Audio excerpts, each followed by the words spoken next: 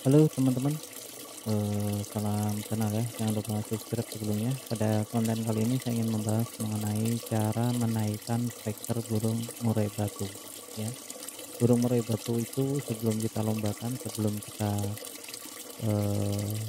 adu ya di tempat lomba, sebaiknya burung murai batu itu memiliki vektor yang tinggi. Ketika mendengar suara sedikit saja dia harus melawan ya. Jadi jiwa teritorialnya itu harus bangkit. Namun bagaimana jika murai batu kita tidak ada respon sama sekali ya? Bagaimana cara menumbuhkannya? Seandainya ada respon pun kecil banget. Nah, bagaimana cara meningkatkan vektor itu sendiri? Untuk vektor biasanya dia gerak lurus ya, teman-teman, sejalur ya dengan emosi. Nah, jadi kalau untuk menaikkan vektor kita naikkan emosinya dengan cara gimana? Penjemuran kenceng teman-teman ya. Kita bisa menjemur itu ada dua ya, dua cara, dengan langsung dengan sinar matahari atau dengan cara yang kedua dengan kerodong ya, dengan kerodong atau orang bilang biasanya sauna ya, sauna. Namun untuk sauna sendiri kadang memiliki kelebihan dan kekurangan ya. Kelebihannya untuk kita para pekerja atau orang yang tidak memiliki waktu untuk lama-lama menjemur, nah kita bisa sauna. Sauna itu bagus banget ya untuk meningkatkan vektor burung. Jadi ketika kita menjemur itu dengan kerodongnya, kerodong kering, burung kering. Nah itu juga bagus banget untuk meningkatkan vektor dari burung murai batu kita. Saya pun sama, dalam penjemuran pun tidak langsung terkena sinar matahari.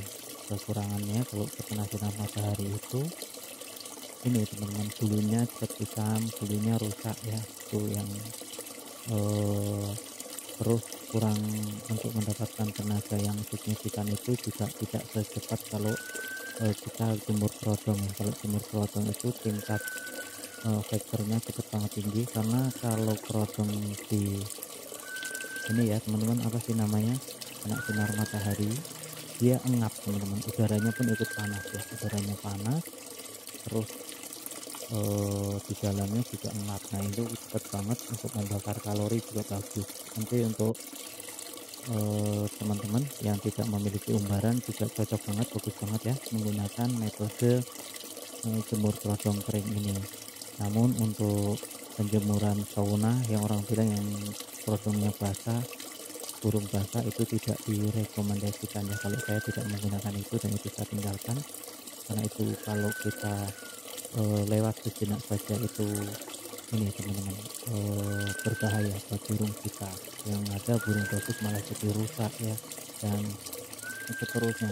Itu kalau kita meleng sedikit saja ya, kerodong basah, taruhlah kerodongnya basah, burungnya basah, terus penjemurannya kita lupa sedikit saja, udah itu burung pasti kehabisan oksigen di dalamnya dan bablas. Nah itu tidak direkomendasikan ya.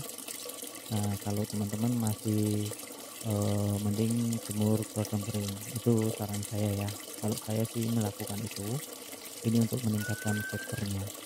Tidak lupa juga diimbangi dengan mandi. Nah itu ya teman-teman ya, mandi ini untuk menetralisirkan ya, agar tidak terlalu vektor. Nanti kalau terlalu vektor juga nggak bagus ya, malah nanti menyerang nabrak nabrak jeruji juga nggak bagus. Nah itu ya teman-teman, semua perawatan murai batu itu saya tegaskan, murai satu dan dua itu berbeda-beda teman-teman ya.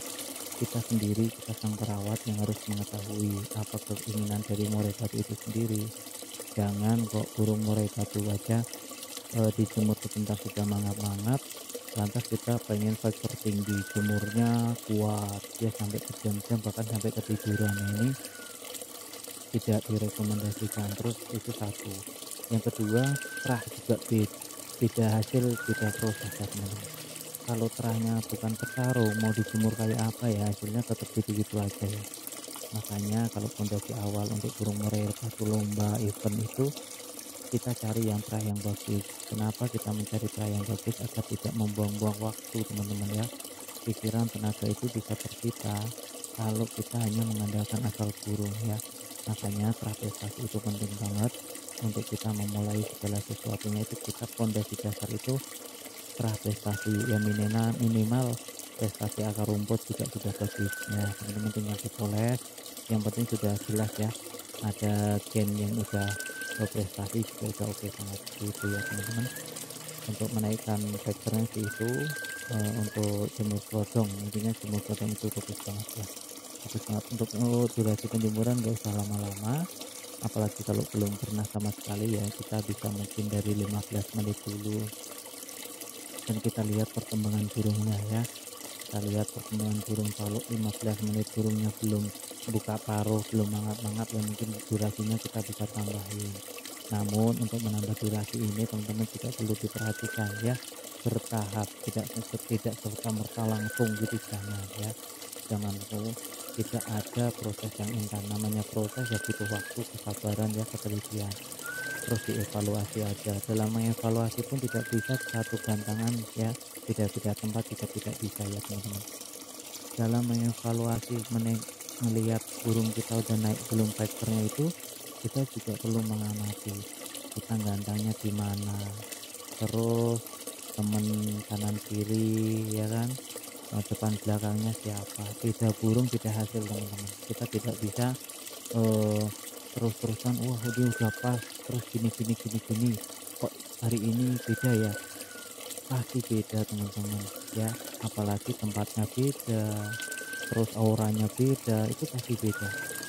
Seperti ini contohnya, ketika burung kita vektornya tinggi, burung kita itu tipikal kalau di dipepet ditembak itu makin ngeden, makin oke, makin vektor. Lantas suatu ketika kita taruh di pinggir nggak ada perlawanan, burung sebagus apapun kalau nggak ada perlawanan kadang juga gitu teman-teman ya, dia tidak akan bekerja. Dia bekerja kalau ada perlawanan, taruhlah di tengah, taruhlah, nah itu juga nanti ada perlawanan ya, beda tempat beda hasil ya teman-teman ya, beda pinggir ya, sekeliling musuh-musuhnya beda hasil. Nah ini perlu dicermati, jangan asal hanya menaikkan vektor burung. Banyak banget pelajaran yang nanti akan saya share di sini. Kalau cocok silahkan dipakai ya. Kalau nggak cocok tinggalkan saja. Yang penting saya sharing sepengalaman saya, seperti murai batu yang konsisten juara. Setiap minggu kita berangkat dapat satu dua, dan alhamdulillah sampai hari ini juga masih di posisi terbaiknya ya teman-teman. Oke, terima kasih yang sudah mampir. Jangan lupa subscribe karena subscribe itu gratis dan kita sharing-sharing aja pengalaman ya. Oke, terima kasih teman-teman. Assalamualaikum.